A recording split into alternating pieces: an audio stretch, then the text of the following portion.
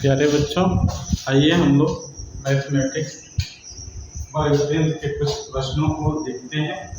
इसमें कुल 5 प्रश्न दिए गए हैं और हमें बारी बारी से इसका वैल्यू निकालना है। दिया हुआ है 3x² - 2x + 1/3 = 0 के विवेचक या विवेचक या डिस्क्रिमिनेंट ये एक ही होता है।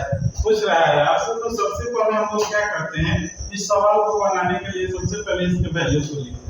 तो इसका वैल्यू क्या करता है, a = इसमें दिया हुआ है 3, b = -2 और d = 1 c = 1/3। ये आपका c का मान हो गया। तो इसका जब डिस्क्रिमिनेंट निकालते हैं, d = फॉर्मूला होता है b² - 4ac।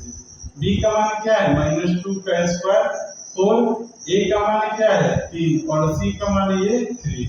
3 क्या हो गया, कट गया, ये 2 2 के 4 4 से कट गया। 0 क्या है, मूल हो गया हमारा वास्तविक।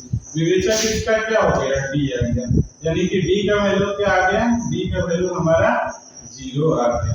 इस प्रकार हम इसके विवेचक को, विविधकर को या डिस्क्रिमिनेंट इसी को कहते हैं। ठीक है, इसका मान आसानी से निकल जाता है। उसी तरह इसमें k का मान ज्ञात करना है जब मूल वास्तविक हो।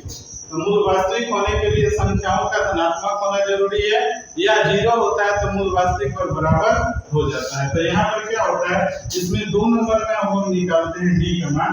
तो यहाँ भी a का मान क्या है k, b का मान क्या दिया है 4 और c का मान दिया है 1।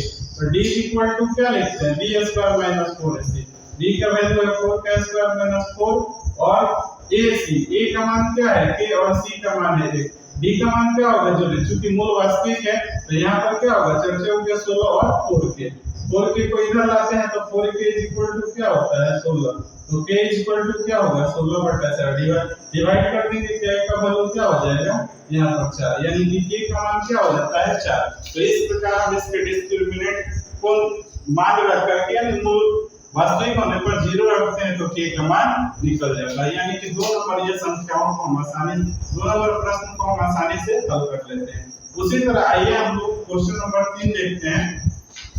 दिया है 3x² 4px + 12 = 0 के मूल समान होते हैं। तो मूल जब समान होता है तो वह d का वैल्यू क्या होगा 0। आइए यहाँ पर क्वेश्चन नंबर 3 को देखते हैं। क्वेश्चन नंबर 3 में कहता है कि a का मान क्या है 3, a का मान दिया हुआ है 3 और b का मान दिया है 4p। b का मान क्या है 4p और c का मान क्या दिया है 12, c का मान 12।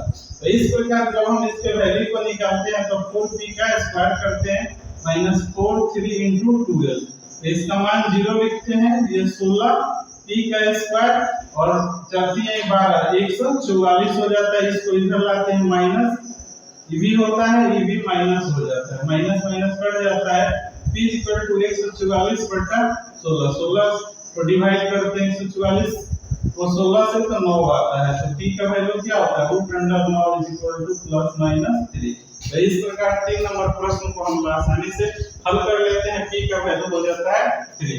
अब आइए 4 नंबर को देखते हैं। यहाँ पर क्वेश्चन नंबर हमारा 4 है। पूछ रहा है कि मूल समान है ना, इसके मूल समान होंगे है तो मूल क्या होगा। a का वैल्यू दिया है a, b का वैल्यू दिया है 4b और c का वैल्यू दिया है c। तो d = क्या है 4b का स्क्वायर -4a और c। तो ये क्या होगा 4 16 b² 4ac। अगर हम चाहे तो यहाँ पे कॉमन लिख सकते हैं, ये इतना ही रहने देते हैं। तो ये d का मान क्या होता है यहाँ पर निकल जाता है।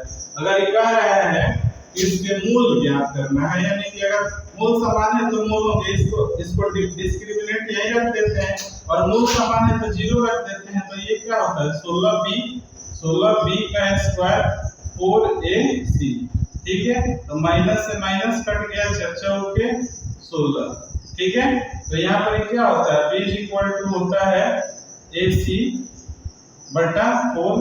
तो फिर b √अंडर क्या होता है ac/4, रूट अंडर क्या हो गया ac और बटा में क्या हो गया, तो यहाँ प्लस माइनस दे सकते हैं।